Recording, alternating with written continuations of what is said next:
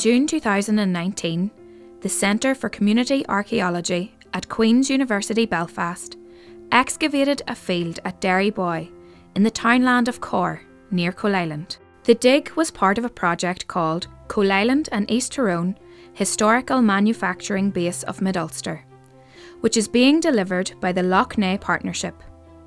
Funding was provided by the National Lottery Heritage Fund and Mid Ulster District Council. The landowner, Wilfred Dilworth, generously gave permission for the archaeologist to spend 4 weeks exploring the field. Over the years, shards of earthenware have been found when this field was ploughed, and the archaeologists believe a pottery was located there in the 19th century. Clay to supply the pottery would have been dug out of pits in this area.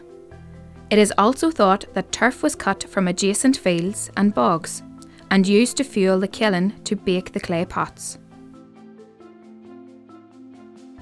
In the 19th century, almost every house in Ireland would have had some of these earthenware pots or bowls, and anywhere in Ireland where there were clay deposits in the soil, there would have been small potteries run by families just like the Fowler'S. Local primary schools and community groups were also invited to take part, and over 150 young people had the opportunity to join in. The team from Queen's University included first-year students under the supervision of experienced archaeologists led by Sarah Gormley and Dr. Colm Donnelly. So this was the excavation that was undertaken for the Great Places scheme near Coalisland. And the Great Places is concentrating on industrial heritage of the Coalisland region. But, you know, why was this site so important to us as archaeologists? Why is pottery important to us as archaeologists? Well, pottery is one of the things that archaeologists focus on a lot in their excavations. It was used very widely in the past by everyone, so all strata of society would have used pottery regularly, and it was cheap and easy to get, so it was thrown away. So we find it in lots of different contexts, and it's then very useful for us as an indicator of chronology and also how people were living their lives, you know, what type of pottery they're using day to day and so on. But this site was even more important to us because this is where they were actually making pottery. So it tells us a lot about industry, how people were working in that local area, and it was linked into lots of other industries like dairy. The fact that you had the canal there, the coal, all these things are tied in, and none of them would have existed, you know, on their own. Yeah.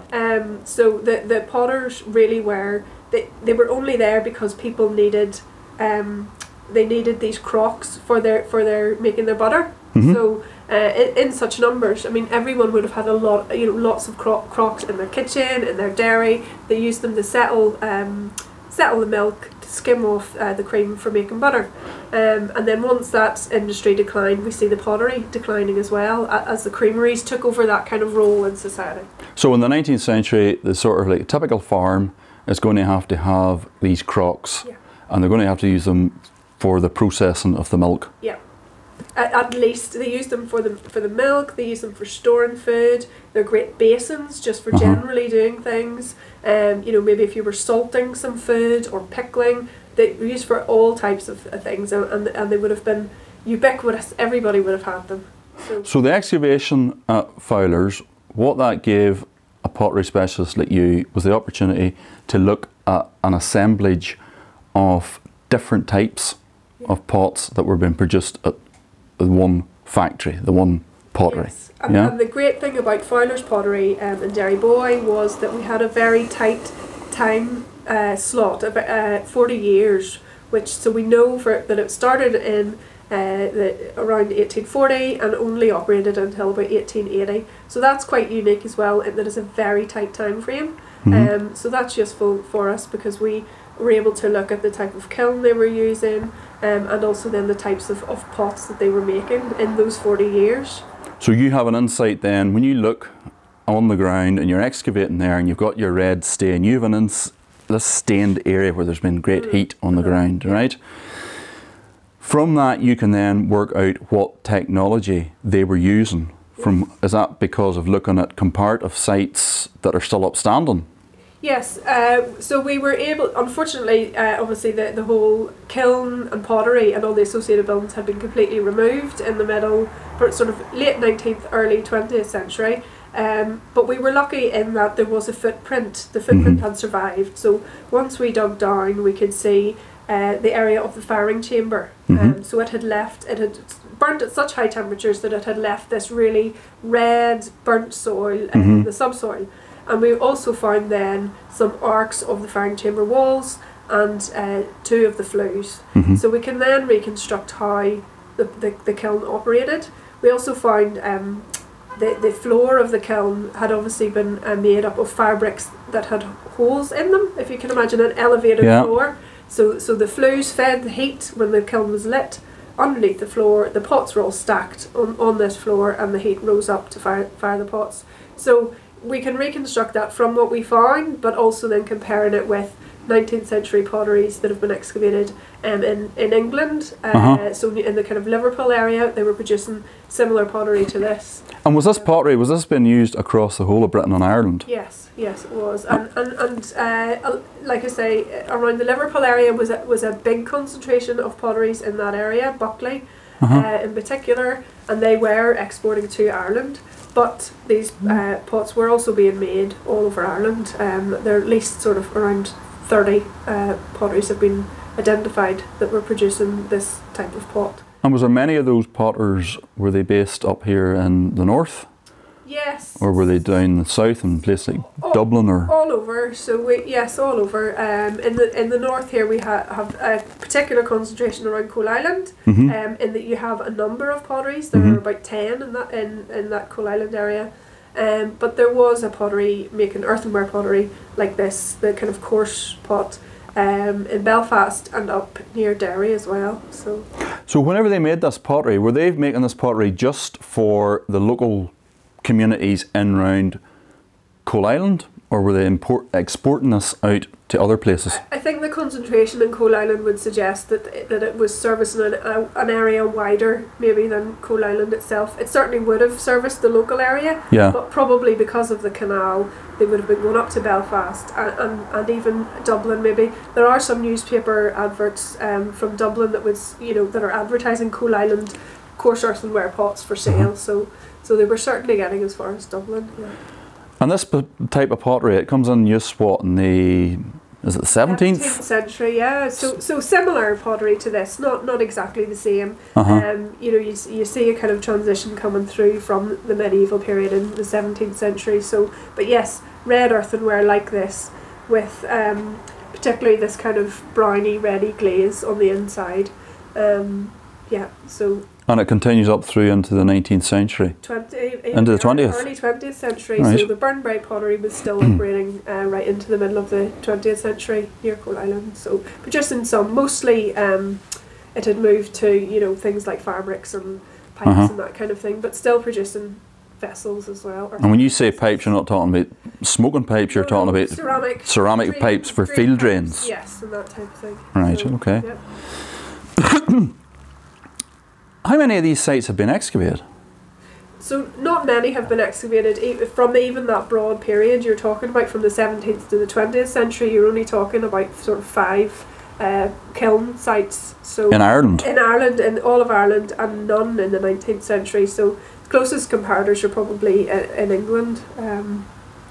So this is unique, yeah. So you've got a site, you've got it excavated, you've got information on the technology that was used, you have the historical information on who was actually working in the pottery, and you have got a nice assemblage of material which shows you the range of material that was being used and created by the potters. And I think that what was surprising to me was that they were making, I had thought that we would be coming across just the blackware, so the vessels with this kind of iron lead glaze on the interior, but we have the mix with the slipwares as well, and these would be kind of identified as a Coalisland type. So this type here, is that unique to Coalisland, this design? it certainly is recognised as a Coalisland type pottery, and there is some suggestion that it might be kind of East Tyrone type of pottery, of finish decoration. So, but I think what was interesting to me was the different decorative finishes that were being produced. I had expected just to have the one type, the blackware, or the glazed red earthenware, but we have both being made within that 40-year period, and different types of slips. So some of it is kind of striped. We have this drippy finish, and sometimes the slip is dotted on to kind of create a kind of yellow dotted finish on the inside, and then other ones are covered in the slip, and that gives the kind of pale yellow finish as well. And also then there's a variety of shapes and sizes of vessels. It's evident that we have big crocks, we have smaller vessels, we have little flower pots, and kind of platter shapes as well. So, but the glaze and the slip, that's all in the interior. There's nothing on the outside. They are occasionally have the glaze on the top of the outside. Right. So, but yes, no, the inside is glazed, and that's so that the pottery is sealed for hygienic reasons. If you're keeping food in it, that the milk, for example, isn't leaching into the pottery fabric, that it's sealed. So the important bit is that the inside is glazed. Right, because that's the bit that's containing the food. Yeah, occasionally that it is on the outside, but that's not. But there's stuff here, Sarah, that isn't actually vessels. I mean, you get these strange looking wee things. I'm delighted to get this. What are they? So this is Kiln Furniture. Now, what I would have expected in the way of Kiln Furniture was to find saggers, which are flat-bottomed, circular, kind of with a low profile pots that hold the ceramic vessels while they're being fired, and separate them from each other so they don't all stick or sag or while they're being fired. Now, we didn't find any of those, but we found lots of these little conical pieces, and they were probably serving the same function in keeping pots separate. You can see where the glaze has gone onto this and it's been pulled off. Yes. So it's stuck to a vessel when it's being fired. But these were being used to separate, and then these L-shaped spacers, we're calling them, L-shaped arc spacers, and again, these were serving that function, I think, by the pots were sitting on their rims on these, and that kept them up off the floor and off each other. It meant that, if you can imagine, the kiln's going to be completely packed with vessels to the roof, so that was a way of separating them. And in some of the wasters that we have, you can see that the glaze, that has been upside down, so you can see the glaze is dripping down, and it has actually stuck to the spacer. It's been placed on, and that has broken and it had to be thrown away. And we can see that's actually a bit of the spacer because it's made of fire clay rather than the earthenware. So these are all made of fire clay. So that's quite useful for us. So there would be a percentage of wastage. There's a lot of wasters, which they're fantastic. So if you can see, this is obviously, they're very useful as well. This one, you can see that it's almost gone a purple colour. That's because it's been fired to too high a temperature, and it has completely fused to the it's probably been stacked one smaller vessel inside a bigger vessel, and they've completely fused them with their glaze has touched during firing, so that's a mistake. So we've lots like that, and this one you can see it's started to kind of sag out, and it's cracked and it's kind of warped as well. So again, that one has probably just been fired at too high a temperature, and it's all gone wrong in the kiln. So tell me this here, you see, whenever you're doing this and you've been going through your pottery sherds, have you come across any fingerprints? We haven't come across fingerprints. We're still going through a lot of the pottery, so it's likely that we will come across really recognisable fingerprints, but a lot of these are fantastic in that you can see how that's been made. That's just been kind of pulled, and it's someone's thumb print is there. So they're basically just a quick grab a piece of clay, shape it. Clay. So those are just made by the potter, I would say, as he's. And then just use those. And we have these ones which are much more ad hoc. So you can see it's but because we get a lot of them that are this kind of shape, Yeah. and you can see that it fits just into your hand. It's obvious that someone has just done that with a bit of clay, and that's been used then as a spacer or a, you know, to keep two pots apart. Uh-huh. So do we know why or how the pottery came to an end? Yes, well, we have some idea of why it might have ended. So we have a newspaper report that describes James Fowler, Enoch Fowler's son, that he is appealing to have his rent reduced. Uh-huh. And he wants his rent reduced because he is saying that the turf has run out on his land, and so he can't operate the pottery profitably without the turf. Yeah. So that may be one reason why. But there's also kind of local tradition that there was a tragedy in the family, and that the son of the family was involved in an accident with the pug mill. Yes. And died, and that really just the family then weren't, you know, their heart wasn't in it anymore, and the father and the family went to work for a local potter, Burns' Pottery, and the Fowler's Pottery stopped trading. Yeah. So it could have been a combination of factors at play that just brought it to an end. Yeah, I think so. Okay. Yeah. So this was a project that was done as part of the Great Places scheme, and it was funded by the National Lottery Heritage Fund. We used it as an opportunity for our students because we brought our students onto this for their annual training excavation. How did that go? Oh, it was a great opportunity for the students. It really was. We had a big group, so almost 30 students, which is, you know, quite unusual. But it was the site itself offered a fantastic opportunity for them. We had obviously an abundance of artefacts on the site, and a really interesting site for them to look at. And they were able to see that placed in the wider context of the industry in the Coalisland area. But they were also then able to get involved with the kind of community aspect of the excavation. So we had a lot of school children on site, and the students were able to get involved in presenting the site and the archaeology to them, which was a great learning experience for the students.